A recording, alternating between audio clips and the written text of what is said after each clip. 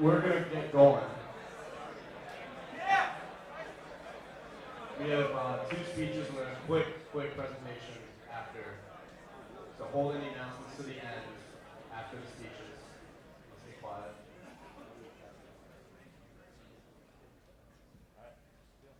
It's my distinct pleasure to present today's first senior speaker, Michael Brittingham.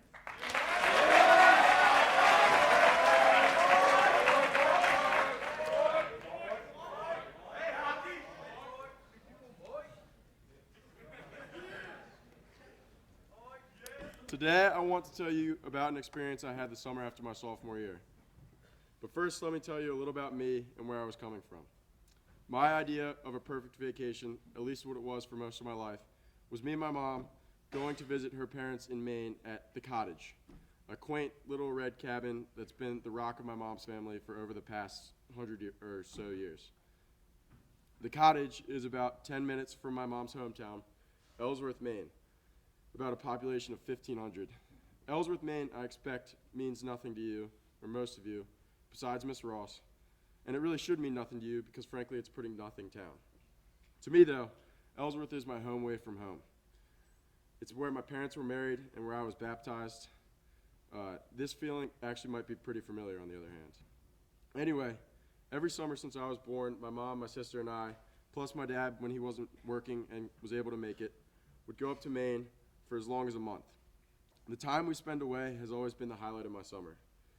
You might be wondering what one does at a small rundown cabin tucked away in the woods on a beach that's actually just a bunch of pointy rocks, a forest of seaweed, and some bone-chilling waters. Well, the answer is pretty simple. Nothing. We do nothing. My family, my grandparents, and my cousins and I pretty much fall into this routine of waking up around 7 and talking over a hot cup of coffee on the screened-in porch, and then proceeding to spend the rest of the day reading a book, playing endless games of Monopoly, or looking for crabs, starfish, or eels under the rocks at low tide. Whenever my mom decides she wants to do something sort of adventurous, I usually didn't have too hard of a time convincing her to just let me stay at home with my grandmother. It's pretty much the most adventurous I get during this month is taking a half-mile trek on the 4th of July to the annual softball game and pancake breakfast at the firehouse. This was my family's bread and butter. Getting away from Baltimore to sit around and do nothing, to reset and spend some quality time with my cousins and grandparents. Now that you understand where I'm coming from, I don't think you'd find it surprising when I say I was reluctant to agree to fly out to Wyoming to spend a week with Xander and his family at his grandmother's ranch. The Martins, as Xander elaborated earlier this year in his speech, are an active people. At first, I bargained for a shortened trip, but I was stubbornly informed that we would need all of a week to complete all of the activities that Miss Martin had planned. Because of some unexplainable gut feeling, along with some convincing with my parents, I agreed to go on the trip. One day early in August of 2017, Mr. Martin and I flew out to Jackson Hole, Wyoming. One thing I vividly remember was flying over the Teton mountain range into the Jackson Hole airport. The first thing I noticed naturally were the views. It was gorgeous. The airstrip was directly parallel and tucked right up against these huge towering mountains. The next moment that very much struck me was when we got off the plane. Mr. Martin casually commented on the fact that Xander had spent something like the past 2 weeks hiking across these massive mountains I was looking at. All I could think about when Mr. Martin told me this was why. I love the outdoors just as much or more than the next guy, but 2 weeks with total strangers in some huge mountains made no sense to me. For those of you still wondering what Xander does in the summer, this is what Xander does. He does some really cool things, puts himself in uncomfortable situations where he meets new people and makes lasting memories. This is the first thing I remember from the trip that began to reshape the way I saw things. Meanwhile, somewhere along our journey, the airline had lost Mr. Martin's bags. So instead of thinking of profound life lessons at the time, what I was most likely thinking about was what state Mr. Martin's bags had ended up in and how they could get from that state to Wyoming as soon as possible. I ended up being pardoned from that whole situation and took a 2-hour-plus Uber ride with a wise gentleman named Gamal. Over those 2 hours, me and Gamal became friends, and I heard his whole life story about him and how him and his wife packed up everything to come to America from Egypt. Gamal originally thought he wanted to become a doctor and started his education at a local community college. To provide for himself and his wife, he took up driving taxis in his free time. Through this second job, he decided that he really liked meeting new people and that maybe being a doctor wasn't for him. Upon further reflection, I thought Gamal's story paralleled a sort of courage that I saw in Xander's decision to do cool things in the summer. Well, eventually me and Gamal had to go our separate ways. He dropped me off at my destination, a little town, Du Bois, Wyoming, even smaller than my mom's hometown, with a population of just around 974. Du Bois, Wyoming, just to help you visualize, is straight out of an old Western movie. It's surrounded by mountains and is pretty much just one main street with wooden sidewalks, a general store, and a handful of local shops. There, I met up with Xander, his mom, and his grandmother, where we drove to Xander's grandmother's ranch about 30 minutes from civilization, about another 30 minutes from civilization up a dirt road. I would argue that there are few places in this whole country that are as in the middle of nowhere as Xander's grandmother's cabin. The first few days we spent there were some of the most fun I've ever had in the outdoors. Never had I been out west before.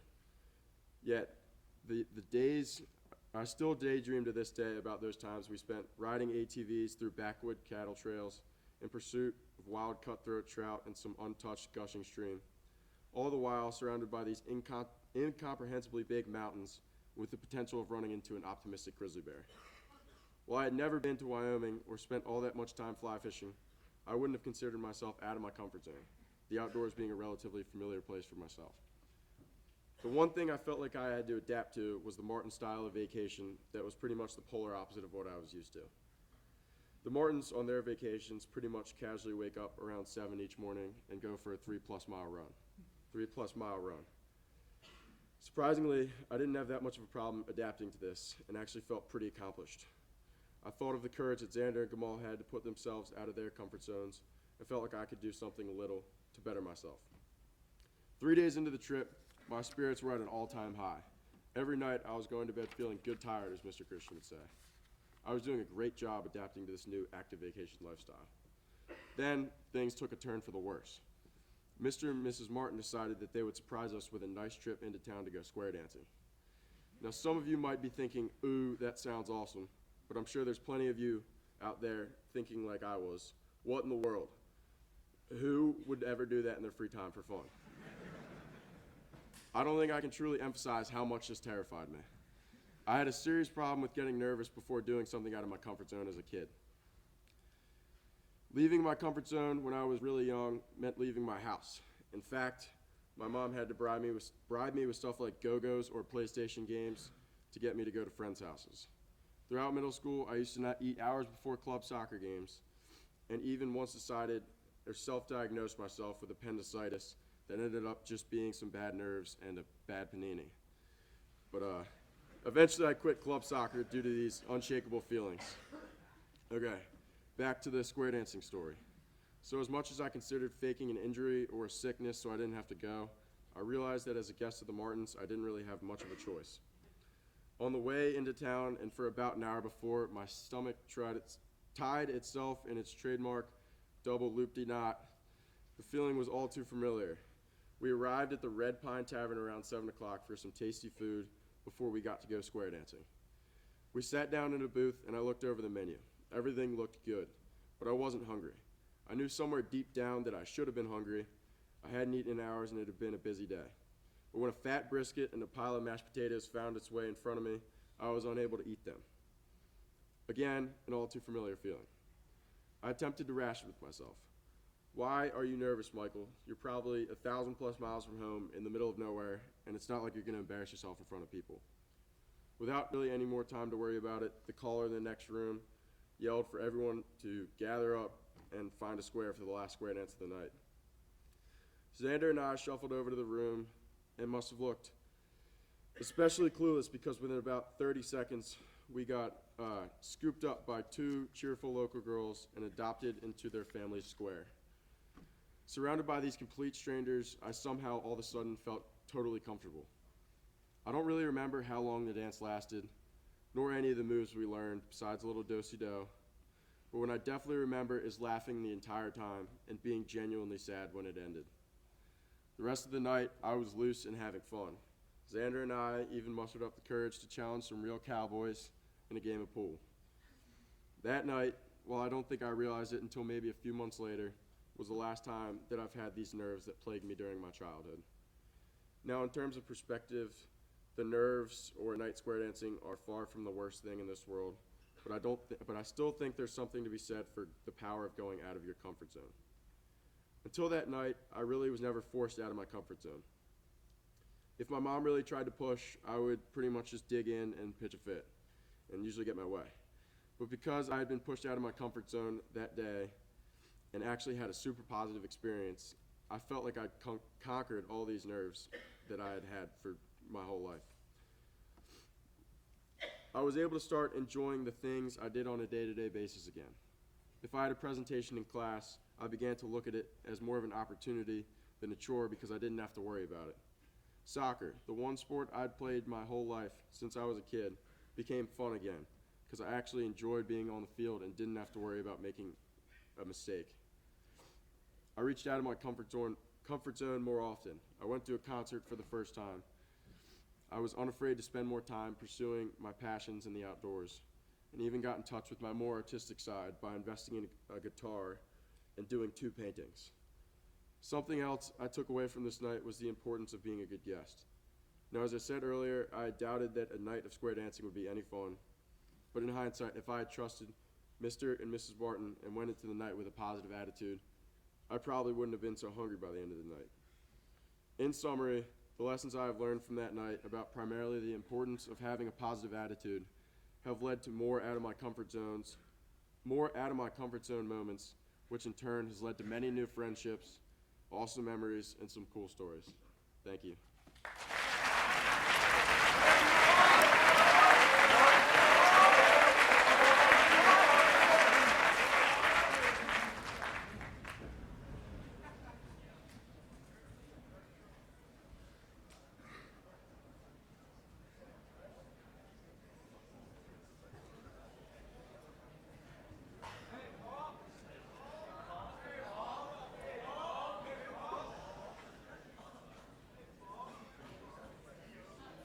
Great honor to introduce my advisee, Paul King, our final speaker for the year for the Senior Speak program.